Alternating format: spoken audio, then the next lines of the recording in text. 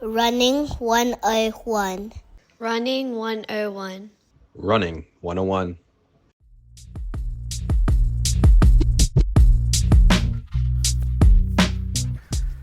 Hello everyone, and welcome to another episode of Running 101. Once again, going to tell you all about what we do here. We talk about the journeys of runners, people I might have run with or had the pleasure of running with before and have come across over the years. Their journeys, their experience, ups and downs. Without going on any further, because you know I can, let's bring in our guest for today. Aminul's not just a runner who takes things quite seriously, gets into the quantifiable data of things too. Let's bring on Aminul without wasting any further time. Aminul. Thank you, Nads. Happy to be here. No, firstly, thank you so much for joining us. Welcome to Running 101. You ready to get started? Absolutely. Cool. So tell us a bit about yourself. Sure. So, as he said, my name's Aminul. I'm from the Wirral, aka the Paradise Peninsula, so in the northwest of England. Got into running, I think, a bit like yourself, 2020 lockdown, March 2020 to be precise. Nothing else to do, so went for a run. I did do a bit of running prior to that. I got into running a bit after the 2012 Olympics, but that fizzled out for me. And then I restarted again around 2016, but again it fizzled out. But I've always been into sport. I used to referee American football for 5 years. Nice. I was the first South Asian to referee the British American football final, which they call the Brit Bowl. What's funny is you hardly come across anyone who has done anything like that, let alone understands the rules of that sport too. It's a strange thing. I growing up, I love sport, but my fatal flaw is I'm no good at it. So next best thing, being a bit of a geek, a bit of a dork, is like I'll get into refereeing. And I didn't want to get into football refereeing because I'm not a sadist. I couldn't deal with the abuse. So got into American football refereeing, and then one thing led to another. And yeah, I had the pleasure of doing or the fortune to do some international games as well, which was a fantastic opportunity. Where was this though? Like what kind of level, platform and stuff? So it was a European Championship qualifier. I believe it was the Netherlands versus the Czech Republic in one of the international games. And then I had the honour of being one of the official assistants for the two Wembley games. When the NFL came, they come to the UK every so often. So I did a couple of games on the sideline at Wembley as the assistant, and my dad, he still got the recording. He recorded it on Sky Plus whenever the camera panned to me, and I was in shot. So yeah, that was really exciting. Yeah, that's amazing. But unfortunately, with these things, running sort of takes over your life, and then I started a proper job. And then that sort of stuff really fizzled out for me until, like I said at the start, lockdown happened and I discovered a love for running. Yeah. So to be honest, for me, it was the gyms were closed. Yeah. We were limited as to what we can do, what we can't do. Yeah. But for some reason that year, the weather was pretty good. Yeah. I don't know what it was, like lack of people pollution or something. I don't know what it was. Everyone was stuck indoors. But yeah, had to get out, get something going. Actually, you mentioned March. So had a new arrival in the family. My son was born in March, and it was chaotic, and you need an outlet because you're working from home, there's homeschooling, there's a new baby in the house, and let's not forget the other half, right? What she must be dealing with. So yeah, maybe let's just say I would consider myself lucky for finding that outlet. And there we are. Like we're sitting talking about it today as if it was so straightforward and easy. But I'm sure, like you would probably agree, it's a whole different ball game. I mean, you've done well to be able to start something whilst after just having a new arrival. The thing is, I'm not the one who was. No, to be fair, that's a good point. That's but I see what good you observation. mean. Thanks for that. Thanks for caring. I don't know. Let's go into what you do. What keeps you busy outside of running, like 9 to 5, Monday to Friday? So I'm a researcher by trade, so market and social research. So I I specialise in education research. So currently I work for the Chartered Management Institute. They're a chartered body that do management qualifications. So I do research for them. So that I work from home mostly, but travel down to London occasionally, which is always nice. It's nice to get out of the house.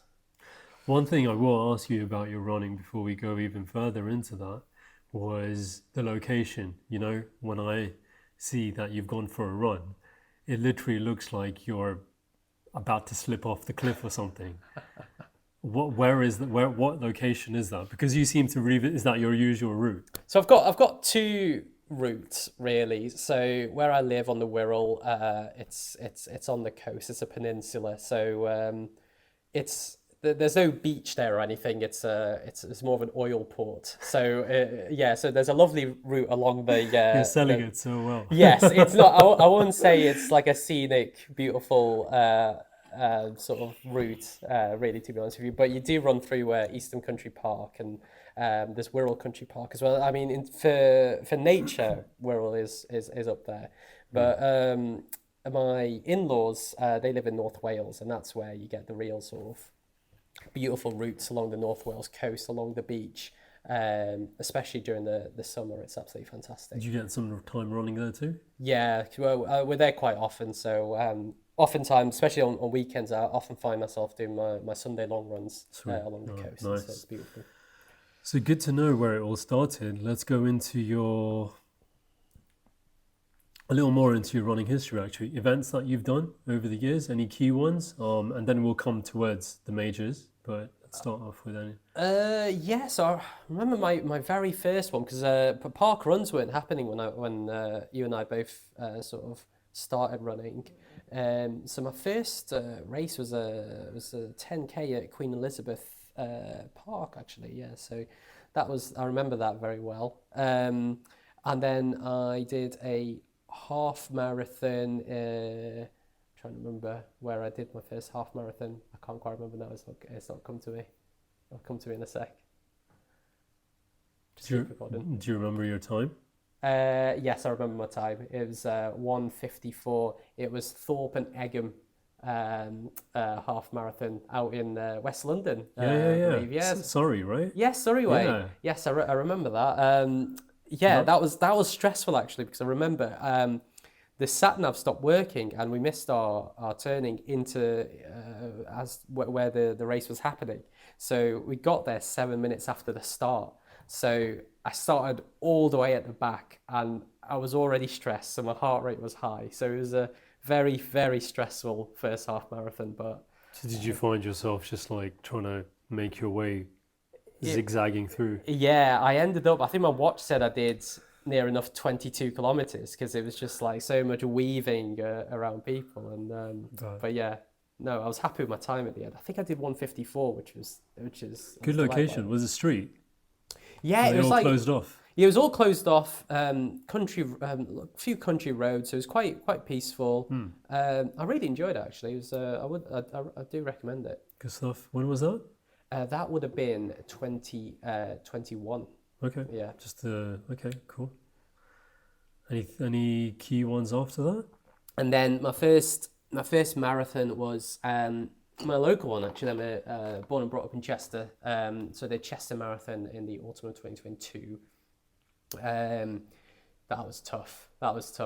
You kind of think you go from 5K to 10K and then 10K to a half marathon, and you think it's hard, but it's manageable, it's doable. That step from half marathon to a full marathon, that's a whole different ball game. And I found that out for the first time doing Chester Marathon. How was your training for that? The training I thought wasn't so bad, to be honest with you. One thing I didn't do, which I regret, and I've started doing a lot more recently, is strength training. So I just increased the amount of running I did in prep for it. So I ended up a couple of weeks out, 2-3 weeks out, getting this sort of sharp pain on the right hand side of my right knee, which I later learned is basically an IT band syndrome issue, which I still occasionally suffer with now, but I know how to deal with it. But I didn't know how to deal with it then. So not only was it far tougher than I thought, it was also managing through and fighting through the pain as well. So I did not enjoy the last 10, 12 kilometers of that race, but no, Sounds about right. yeah, but I was very proud to get to the finish, Oh, especially with it being my definitely. No my way. hometown. What was your time? It was 4:10-ish. Yeah, so I wanted to go for sub 4 hours, but with everything, and it was a very tough finish. Well, no, it's a great race, Chester. I do recommend it. But the final sort of 2-3 kilometers is an uphill finish, and that's the last thing you want when you've been running for 25 odd miles. So Chester at 4:10. What year was that? Sorry, 22. 2022, yeah. So, and then following that was Barcelona, which was the spring of 2023.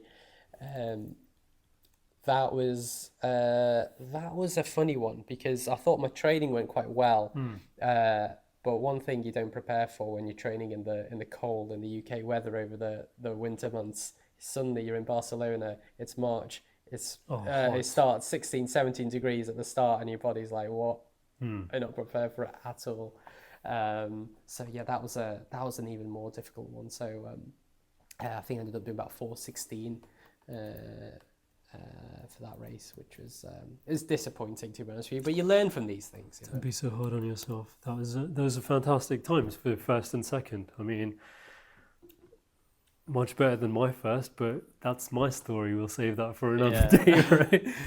Okay, so how many have you done in total? Because that's 2 I'm counting so far. Well, should we talk about what was number 3? The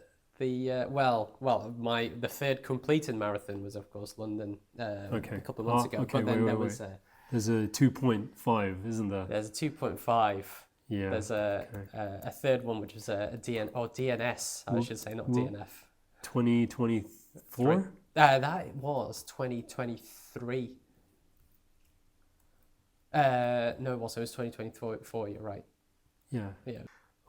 Right. So it was good to touch on your history there. Now let's bring things forward to talk about 2025. Let's fast forward to the marathon that we recently just completed together. Firstly, it was amazing, like having you guys there, having a few of the other brothers there too. It was nice, like although we were doing it separately, the build up to this London Marathon. I mean, come on, it was my first one, so I will gloat about it. I will put it right up there on a pedestal and stuff, right? But it felt totally different because you guys were there. And I knew I was going to see you guys in the end. We've been talking about it nonstop for the last couple of months, ins, outs through training, looking at how the other brothers doing, how the other community members doing. We were all carrying each other forward with this, and that was the best part of it for me, to be honest. That's why I won't forget it. But let's talk about you here. You find out you're going for the London Marathon 2025. How did you feel when you got that spot? Yeah, I was absolutely delighted. It's obviously one of the major marathons. London is, it means a lot to me, London. I lived here for quite a few years, so it is, I feel like it has been a hometown for me. And, with it being one of the major marathons, and I keep hearing about the atmosphere, I was absolutely buzzing to get a place. And so, was it emotional? Or were you just like, let's get on with this? Do you know what? Yeah, I can't say it was emotional. I think for me, it was like, right, down to business. And yeah, so that's where I started. And is that down to business off the back of another circumstance? Yeah, absolutely. So I was training for Seville Marathon because Seville, apparently a fantastic flat course. So finally, I was hoping I can get my sub 4 hours after missing out in Chester and Barcelona. Had a really good training block. 2024. Yeah, so this was February of 2024. My wife was expecting, so I knew that this is probably going to be my last race for a long while. So yeah, the training went really well. I was in a really good spot. I was traveling out with another Muslim runner, brother of ours, Zawa. So yeah, we're really excited for it. Got there, landed. We landed a bit late. Barely anything open apart from this Indian place. We ordered chicken biryanis, both of us. We both got chicken biryanis. He was fine. I had the worst night of my life. That chicken was undercooked, man, and I think about it to this day. You know what? I'm sorry to crack up here, but how dare you blame our cuisine? I mean, like, Mate, how hard is it to cook chicken? It's if it's bit. Although it is my fault, I ate it. I'm gonna give it some context as to what Aminul here knows about cooked chicken. Do you want to share your dad's profession here at this point? Well, he was a chef. He was a very fine Indian cuisine chef in the Northwest for a long time. So, So you know a thing or two about cooked chicken, right? yeah, absolutely. Well, to be honest, I'm sorry to hear about what happened. Honestly, I found out we were tracking you guys. We were tracking the lot of you there. Tracking me on the toilet. Yeah, that's what I was. To be fair, there are worse cities to mope than Seville. So I did feel Friday night and Saturday were an absolute write-off, but Sunday I was at least well enough to see the city, take in the sights, take in the scenes, be supportive of others running. But no, there was a certain part of me which was absolutely hating that it wasn't me that was running. Before we go back to 2025, I just want to say that I actually just think, I mean, yeah, it was a bit of a laugh right now that we just had it. But what I'm thinking now is, suppose I just trained. I've been through training myself, went for the London Marathon. I would be absolutely crushed a day before if that's how I felt. Yeah. I'll be very honest with you. It's got nothing to do with the fact that it was my first or anything. The fact that we go out of our way to put so much in. If you do it right, you go out of your way to put so much in there. You literally traveled from here to another country, and that happened just the night before. Is like, you must have been devastated, right? Oh yeah, I mean, it's a bit. Let's be honest. There's far worse things that happen around the world, absolutely. But right there at that moment, this is kind of this is really sad. No, you're absolutely right. It's it feels devastating at the time, and you look through your training block and like you've done over 500 kilometers for this moment and you're not able to run it. And also the sort of embarrassment that you feel, you got like folks from your running clubs going like, good luck, 20, 30 minutes before the start of the race. And I'm like, well, I'm not running. So yeah, it's that sense of embarrassment. You're letting yourself down and you feel like you wasted your time over the last 4 months, Well, I would say it just made you stronger, because don't forget what you just did 2 months ago. You came back, you ran a marathon, you ran through a training block again, and that was, if you consider Seville to be a wrong, you've made that right now by bringing things back on track. Yeah. And further down the line, we'll talk about what you've got coming. But for now, was your training any different for London, or was it quite similar to what you had in place for Seville? I would say it was broadly similar. What I did do a couple of things slightly differently. I did a bit of sort of reading around and trying to understand sort of the differences between training plans. And one thing that seems to always scream out is the correlation between increased mileage and better outcomes in the race. So one thing I did do, I really upped my time on feet, upped the amount of runs I did to consistently do 4 runs a week. And I ended up doing, I think, somewhere around 80 and 90 kilometers more for the London training block than I did for Seville. The other thing was I started a bit earlier in terms of the training block. A couple of reasons for that.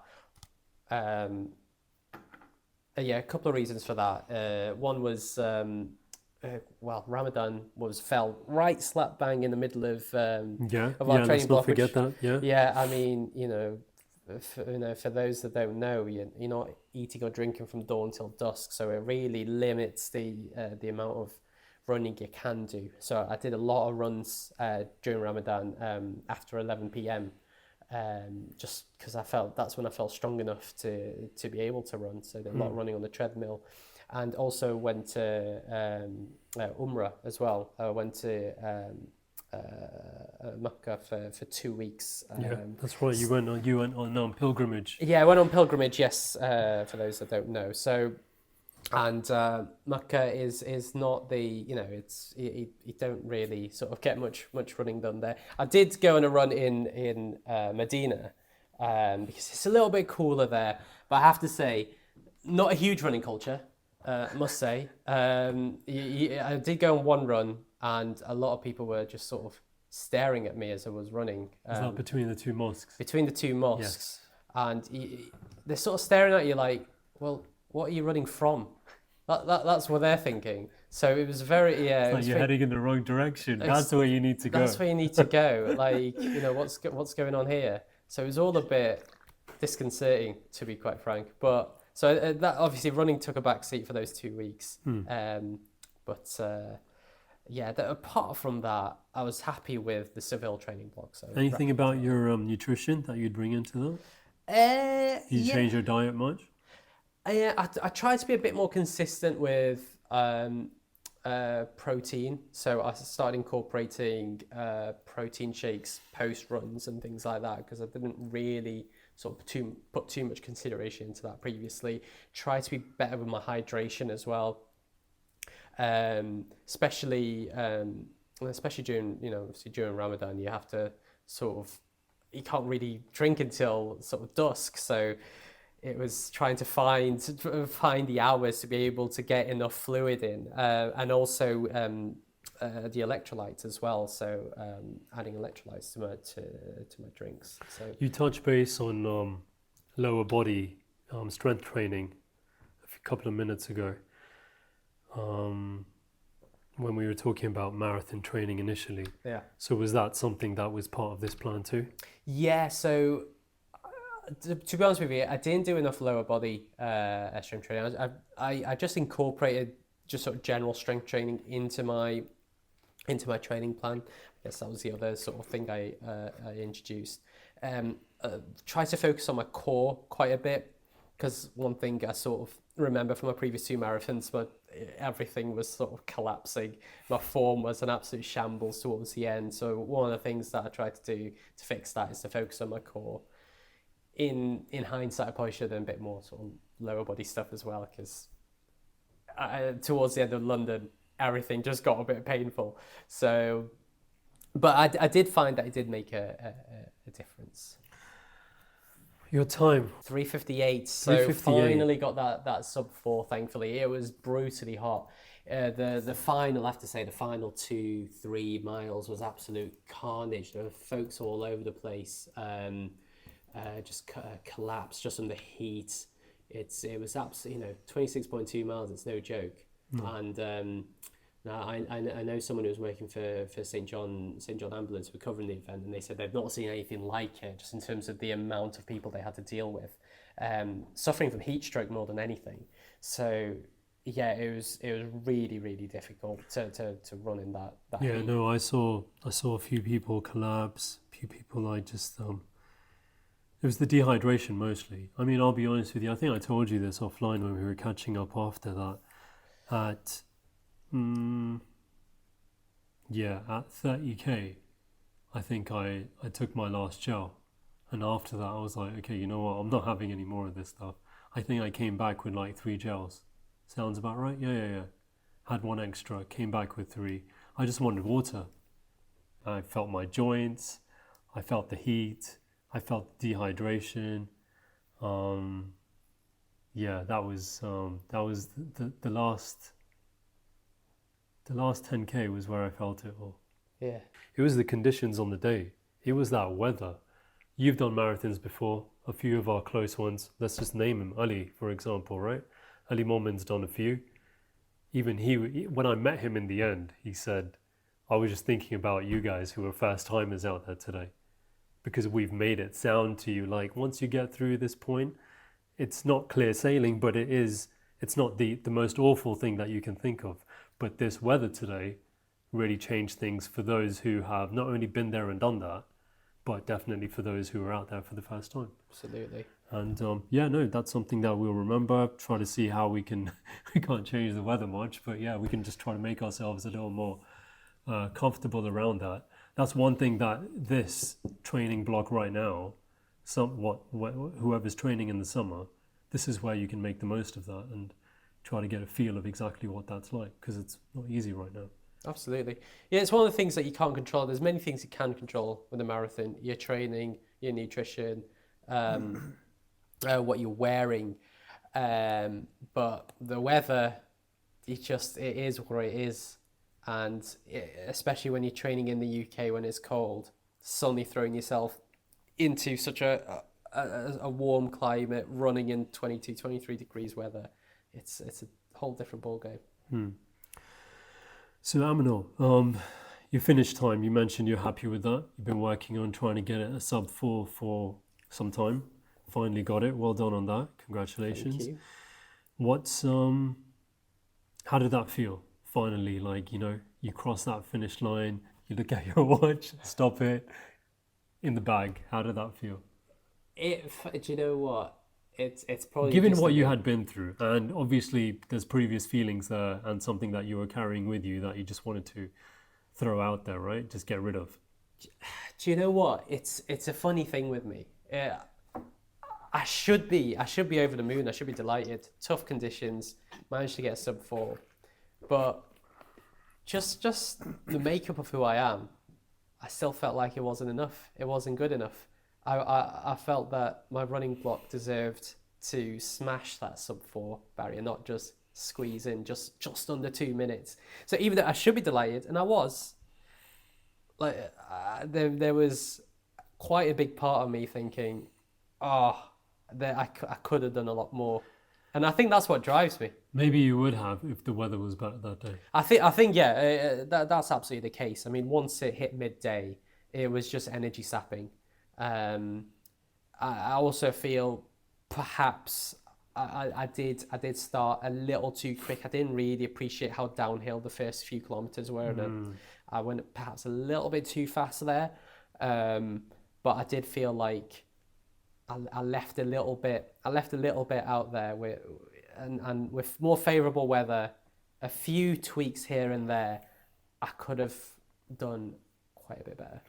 But I have to say, overriding that was my sense of satisfaction about the money I was able to raise in the process, because that's the thing about running marathons as an amateur runner. We're not challenging the medalists. We're not in danger of getting a podium finish. So might as well make most use of the fact that I've got this opportunity to run this prestigious race. So I decided to raise money for Médecins Sans Frontières, or Doctors Without Borders, for the work that they're doing, for the life-saving work that they're doing in Gaza. And I'll be honest with you, I've never really done anything like this. I've never really raised money for charity or done anything like that. So I was very, very nervous at first, I have to say. I think I'd prefer to, and being a sort of shy person, I think I'd prefer to train for a marathon rather than to ask people to donate money.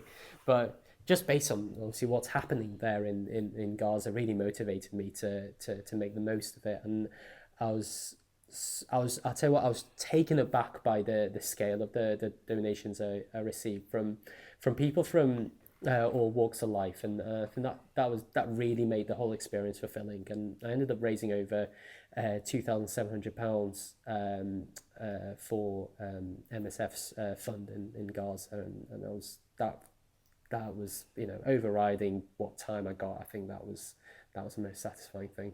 I was just going to ask you about what your target was and how well you did, but you've just answered that question. But hats off to you, Aminul. That's absolutely amazing. Well done. Yeah, well, my target was 1,000, so bettering my target by 270%. Well, hey, at least you got your PB on that too, by the way. Yeah. Exactly. Well, anything would have been my PB because I've never done anything like that before. No, But I well, was well absolutely done delighted. for any charity out there, for raising awareness for all the hard work that goes into that. Hats off to everyone who's out there who pick up that challenge, and well done. Happy with your experiences so far and what you've achieved? Absolutely. I mean, if you told me when I first started 5 years ago that I'd be running sub 4 marathons, it'd be, I'd be shocked. I wouldn't believe you. So I'm surprised that I'm here. To be honest with you, I'm surprised that it hasn't fizzled out. It's fascinating why it's stuck this time when it hasn't been the case historically. Sure, sure. What would you give credit to? What's the reason that kind of stays on? Let's link that into a question that I had for you later, but let's bring this up. What is your why?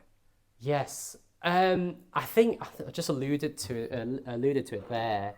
I think I do have that competitive streak, not with others, more to myself. It's one of those things. Like I said, I've always been into sport, but not very good at sport. So yeah, I'm in the worst of all worlds in loving sport, but not and being competitive about it, but not really being good enough to take it to that next level. But one of the things that's fascinating about running is that you're not competing against an opposition, you're competing against yourself. And you all you have is yourself as well. So you're not letting anyone down if things go wrong. You just have to push yourself to push your limits to get that PB, and then you cross the line and you're like, do you know what? I want to do it again. I want to beat that PB, and then you book the next race and you plan for that. So it's always about bettering yourself, and we're not going to win anything. We're not in contention for medals. So it's just all about that sort of competitive streak of trying to better yourself, really. Oh, good. That's a good way of thinking about it. I think we're always, when we're out there, you're only against yourself. Like you might train with others, you might want to beat a certain time, but at the end of the day, you can only beat your own time, right? And that's what you said when you've got PB, one followed by the other. Absolutely, but I tell you what, one thing I didn't mention, I should have mentioned. I enjoyed the London training blog a lot, like 100-fold more than the previous ones. And the reason for that is I had the support from you guys, so Nads, yourself, and in particular Ali Mutman. It's the first time that I had support for a training blog, even if it is to just support each other, pick each other up when we've had a bad run. Just rally around each other as well. I think having that camaraderie has made a huge difference. It's made it a whole lot more of an enjoyable experience. And it's not just the case that you're gritting through 16 weeks of misery training just for that one day where during you do the race and you get the medal. You can actually enjoy the process as well of getting to the race. So I immensely enjoyed that. Yeah, no, I feel that the community, some would say run clubs if they're part of them, they make a huge difference. That support element that you can only get that from someone else who's out there running, possibly training for the same thing, or just out there running. Only they understand what you're clearly going through, because today I'm here for you, tomorrow they might need your support, right? So no, to be honest, it goes both ways. I would say the exact same thing. Having that running community there, someone who you can say, oh, do you know what, I don't feel too good today, or I could have done better today. There's always someone who comes back and just says, at least one, if not many, that you get up and you go again tomorrow. You got this, you can do this, and you'll come back stronger. All these things only make us want to push ourselves more the next day or in 2 days' time, whatever your routine is. And I think that's quite important. Okay, so I'm just going to go a bit further into, we've touched on what you've achieved, and what you've been there. You've got a lot more things planned further down the line. We'll touch on that too. What would your advice be to someone who was starting afresh like today? Not for a marathon, just for running. Yes, and actually that's a really good point. I feel like there are too many people going from couch to marathon, and I think my first bit of advice would be to take it easy, slow and steady steps. Couch to 5K is an absolutely fantastic app. I've seen the I did it myself once, and I think as a resource, it's a great way to introduce yourself to the sport of running and decide if it gets you fit, and it's not it doesn't push you so much that you're at risk of getting injured, because that's the key thing about running. You're going from something that you don't tend to do to suddenly doing it a lot, and that's where you pick up injuries, and that's where you fall out of love with it very, very quickly. So take it slow, take it steady, and yeah, I can't recommend the Couch to 5K app highly enough. Yeah, I would actually say I've mentioned that before. We've been sharing that message, trying to get it out there as much as possible. We have like offline, right? So with others too. But all these niggles and aches and pains that people have, don't just think you're doing something wrong. There might be a key element there that you're totally missing out, and you're oblivious to it because you're just following. Or maybe I don't want to say when you're following someone you're doing something wrong. No, I'm not saying that. But maybe you're just taking the focus off slightly. I would base it a lot on, and I asked you about this and you answered about it too, the lower body, the strength training, the conditioning, all that is an absolute must-have if you want to keep this going for the long run. Absolutely. I can't recommend that highly enough. And it's something that I wish, if I could go back to the start, I would tell myself that complement your running with going to the gym. I hated going to the gym, and I still hate going to the gym. So much so that I've bought myself a barbell and stuck that in my office at home, because I look at it every day and you'll be fine. Yeah, but like I try and remove all barriers that I can to strength training. So I've literally brought it home with me, and I feel like I'm starting to become a bit more consistent with it now. But yeah, that is my first bit of advice really, is to don't sleep on strength training. Okay, so Amina, we got a good coverage there of what what running means to you, and like you mentioned, would it be right to say you can't really live without it right now?